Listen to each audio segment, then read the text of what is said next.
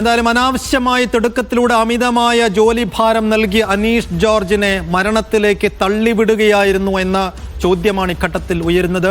ഈ വിഷയത്തിൽ പ്രതികരിക്കാൻ വേണ്ടി Kerala NGO association senior vice president GS Umashankar തത്സമയം നമ്മോടൊപ്പം ചേരുന്നു. GS ഉമാശങ്കർ, കേട്ടിടത്തോളം അനീഷ് ജോർജിന്റെ മരണത്തിന് കാരണമായത് എന്താണ്?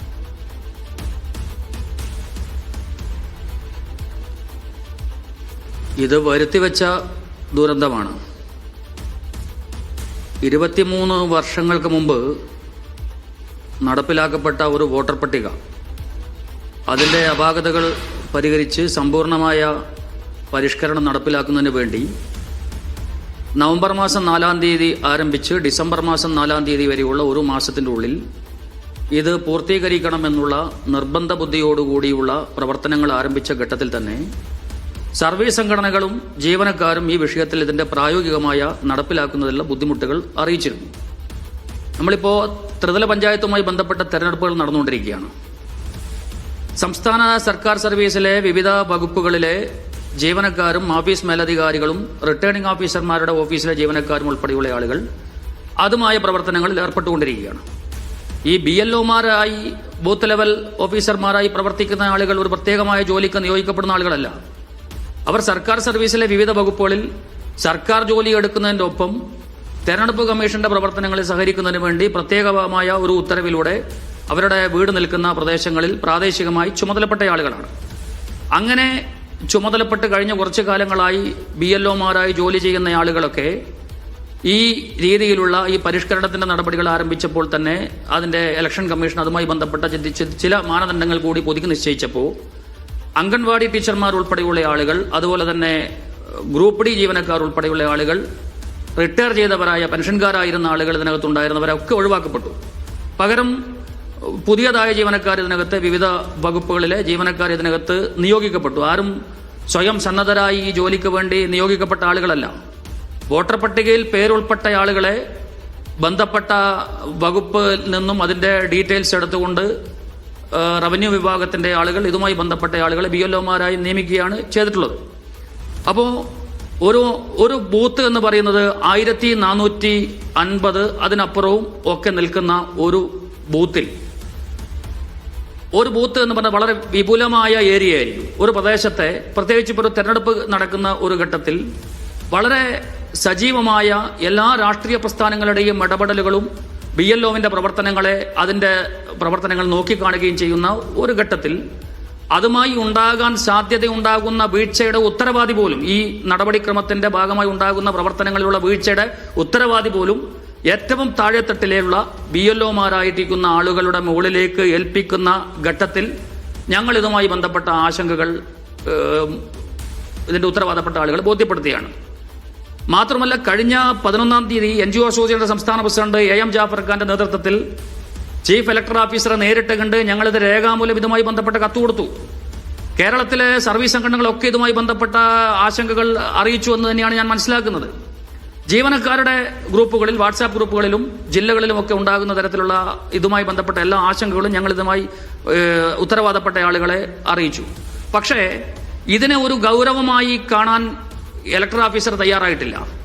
ജില്ലകളിലേക്ക് വരുമ്പോൾ ജില്ലാ കളക്ടർമാർ, നമ്മളെ കോർപ്പറേറ്റ് സ്ഥാപനങ്ങളിലേക്ക് ഈ ടാർഗറ്റ് നിശ്ചയിക്കുന്നത് പോലെ ജില്ലാ കളക്ടർമാർ താൻ ആദ്യം എന്നുള്ള മത്സര ബുദ്ധിയോടുകൂടി എന്നുള്ള നിലക്ക് ഇതിനകത്ത് ഇടപെടുകയും എല്ലാ ദിവസവും ഓൺലൈൻ മീറ്റിംഗ് ആണ്, എല്ലാ ദിവസവും ഇതിന്റെ റിവ്യൂ ആണ്, ഇതിന്റെ പരിശോധനയാണ്. ഇത് പ്രായോഗികമായി ഇതിന്റെ തട്ടുകളിലേക്ക് വന്നാൽ കളക്ടറുടെ താഴെയുള്ള ഇലക്ഷൻ ഡെപ്യൂട്ടി കളക്ടർ, താലൂക്ക് തഹസിൽദാർമാർ, അതുപോലെ ഏറ്റവും താഴെത്തട്ടിലുള്ള വില്ലേജ് ഓഫീസർമാരും സീനിയർ സ്പെഷ്യൽ വില്ലേജ് ഓഫീസർമാരും ഉൾപ്പെടെയുള്ള ആളുകൾ ഇതിന്റെ സൂപ്പർവൈസർമാരുമായും ഒക്കെ നിൽക്കുന്ന ഏറ്റവും താഴെത്തട്ടിൽ വളരെ ഗൗരവമായ സമ്മർദ്ദങ്ങൾ കഴിഞ്ഞ ഇതുമായി ബന്ധപ്പെട്ടിട്ടുള്ള വിഷയങ്ങളിൽ ഞങ്ങളത് ബോധ്യപ്പെടുത്തിയതാണ്. ഇത് വില്ലേജ് ഓഫീസർമാരൊക്കെ കടുത്ത ഇതിന്റെ സൂപ്പർവൈസർമാരെന്ന നിലയ്ക്ക് പ്രവർത്തിക്കുന്ന ആളുകളും BLOമാരും ഒക്കെ കടുത്ത മാനസിക സംഘർഷത്തിൽ നിൽക്കുമ്പോൾ ഇത് പ്രത്യേകിച്ച് ഈ ത്രിതല പഞ്ചായത്ത് തെരഞ്ഞെടുപ്പ് നടക്കുന്ന ഘട്ടത്തിൽ ഈ സമയപരിധിക്കുള്ളിൽ ചെയ്തു തീർക്കാൻ കഴിയില്ല എന്നുള്ളതിന്റെ പ്രായോഗികമായ ബുദ്ധിമുട്ട് ഉത്തരവാദപ്പെട്ട ആളുകൾ അത് മനസ്സിലാക്കിയില്ല എന്ന് മാത്രമല്ല, അതിന്റെ മേഖലയിൽ കടുത്ത സമ്മർദ്ദം ജീവനക്കാരുടെ മുകളിലേക്ക് കൊടുക്കുന്ന രീതിയിലുള്ള പ്രവർത്തനങ്ങളാണ് കഴിഞ്ഞ ദിവസങ്ങൾ ഉണ്ടായത്. അതാണ് അമിതമായ ജോലി ഭാരമുണ്ട്, അതുകൊണ്ട് ഒഴിവാക്കി തരണമെന്ന് പലകുറി കുടുംബം പറയുന്നതനുസരിച്ച് 4 തവണ മേലധികാരികളോട് ആവശ്യപ്പെട്ടിരുന്നു എന്ന് പറയുന്നു. മേലധികാരികൾ അത് ചെവി കൊണ്ടില്ല. അപ്പോൾ നമുക്ക് ഈ അസൈൻമെന്റ് കിട്ടിയാൽ തന്നെയും ശാരീരിക പ്രശ്നങ്ങളോ മാനസിക വിഷമങ്ങളോ ഒക്കെ ഉണ്ടെങ്കിൽ അതിൻ്റെ കാരണങ്ങൾക്ക് സഹിതം അപേക്ഷിച്ചു കഴിഞ്ഞാൽ സ്വാഭാവികമായി അതിൽ നിന്ന് ഒഴിവാക്കി കൊടുക്കേണ്ടതല്ലേ? അല്ല, ഒഴിവാക്കി കൊടുക്കുന്നതിൽ ഞങ്ങളും അത്തരം ചില ഇടപെടലുകളൊക്കെ ചില നമ്മുടെ സംഘടനയിൽപ്പെട്ട ആളുകൾ ഉൾപ്പെടെയുള്ള പ്രയാസങ്ങൾ പറയുമ്പോൾ അതിനകത്ത് ഇടപെട്ടിട്ടുണ്ട്. പക്ഷേ ഒഴിവാക്കുമ്പോൾ ഒഴിവാക്കപ്പെടേണ്ട ആളുടെ ചുമതലയാണ് മറ്റൊരാളുടെ പേരും അയാളുടെ പെൻ നമ്പറും അതുമായി ബന്ധപ്പെട്ട വോട്ടർ ഐ ഡിയിലെ നമ്പറും ഉൾപ്പെടെ തന്നാൽ ഒഴിവാക്കി തരാമെന്നാണ് ഇതുമായി ഒഴിവാക്കപ്പെടുന്നതിന് ചുമതലപ്പെട്ട ഇലക്ഷൻ ഡെപ്യൂട്ടി കളക്ടർമാർ ഉൾപ്പെടെയുള്ള ആളുകൾ പറയുന്നത്. ഒരു ഇലക്ഷൻ ബൂത്ത് എന്ന് പറയുന്നത് അങ്ങനെയൊക്കെയാണ്. ഇതിനകത്ത് ഇതൊന്നും എഴുതി വെക്കപ്പെട്ടതല്ലോ.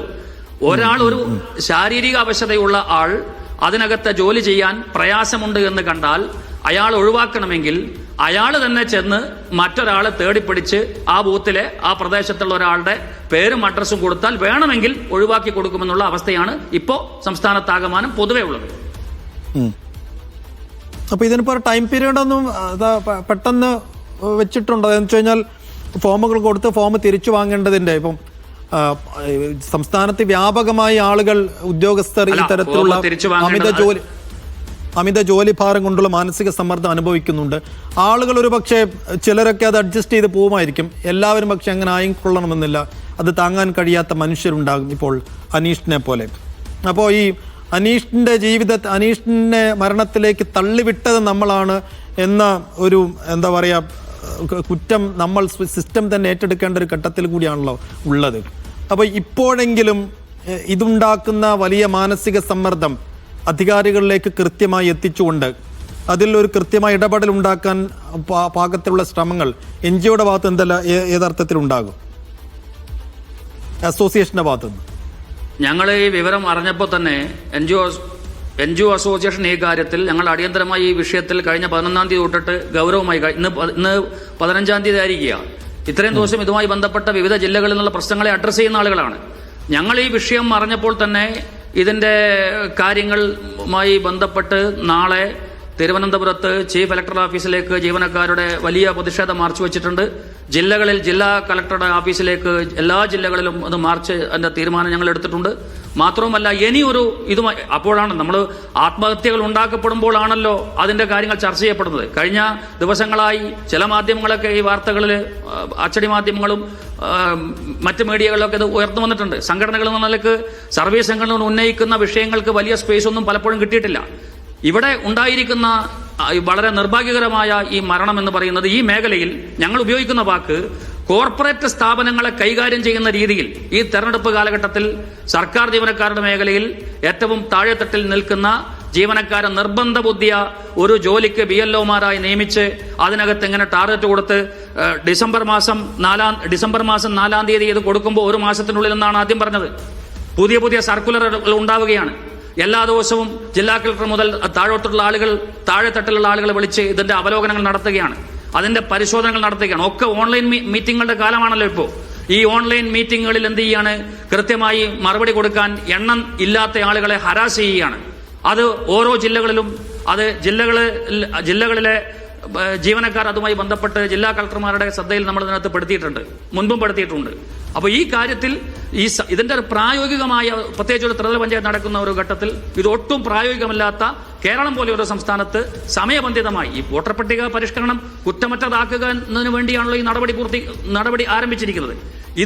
ഇതിന്റെ ഏറ്റവും വലിയ വോട്ടർ പട്ടികയിൽ സെൻസിറ്റീവായ കേരളം പോലൊരു സംസ്ഥാനത്ത് താഴെത്തട്ടിൽ പ്രാദേശിക രാഷ്ട്രീയ പ്രസ്ഥാനങ്ങൾ വളരെ സജീവമായി ഇതിനകത്ത് മോണിറ്റർ ചെയ്യുന്ന ഒരു ഘട്ടത്തിൽ ഏതെങ്കിലും കാരണവശാൽ ഈ ഫോം കൃത്യമായി വിതരണം ചെയ്യപ്പെടാത്തതിന്റെ ഭാഗമായി ഒരു വോട്ടർ പട്ടികയിൽ നിന്നും നീക്കം ചെയ്യപ്പെടുകയോ ഒഴിവാക്കപ്പെടുകയോ ചെയ്യുകയാണെങ്കിൽ അതിന്റെ ഉത്തരവാദിത്വം ഏറ്റവും താഴെത്തട്ടിലെ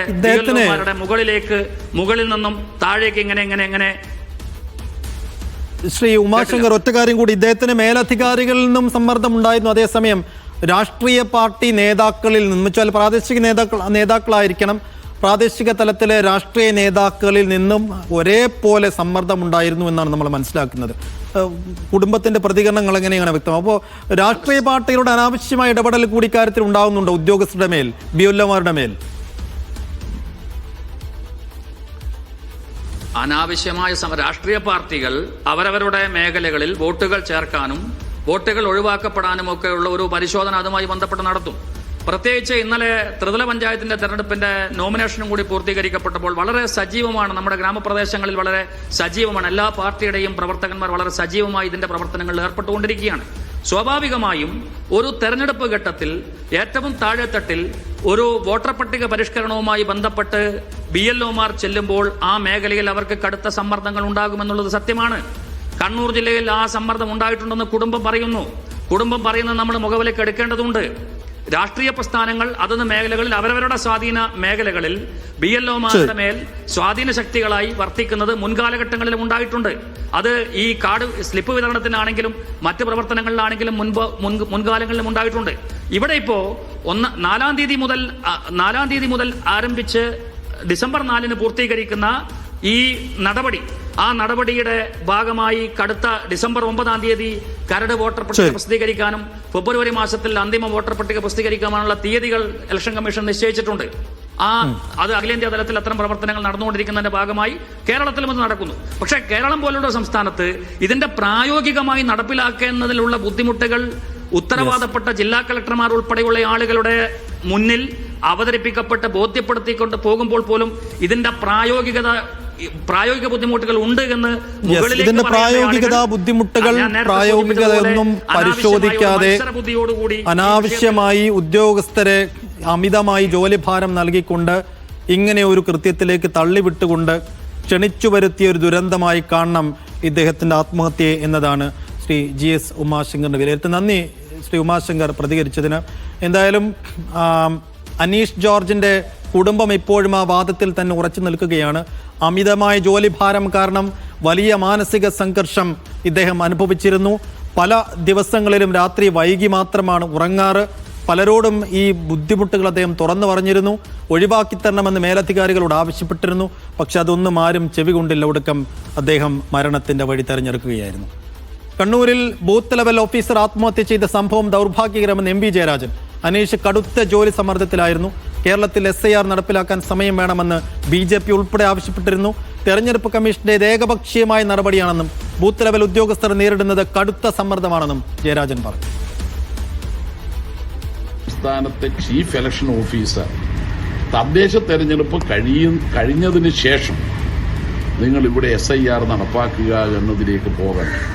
ഫോറം പൂരിപ്പിക്കുന്നതിന് പോലും പല സംശയങ്ങളും ആളുകളിലുണ്ട്. അതുകൊണ്ട് എല്ലാവർക്കും ബുദ്ധിമുട്ടാണ് എന്നുള്ളത് തിരിച്ചറിഞ്ഞുകൊണ്ട് ഒരു പ്രായോഗികമായ പ്രശ്നമാണെന്ന് മനസ്സിലാക്കിക്കൊണ്ട് അനീഷ് ജോർജിന്റെ ദാരുണമായ വേർപാട് കൂടി തിരിച്ചറിഞ്ഞുകൊണ്ട് ഈ തീയതി മാറ്റിവെക്കുക എന്നതാണ് ചെയ്യേണ്ടത്.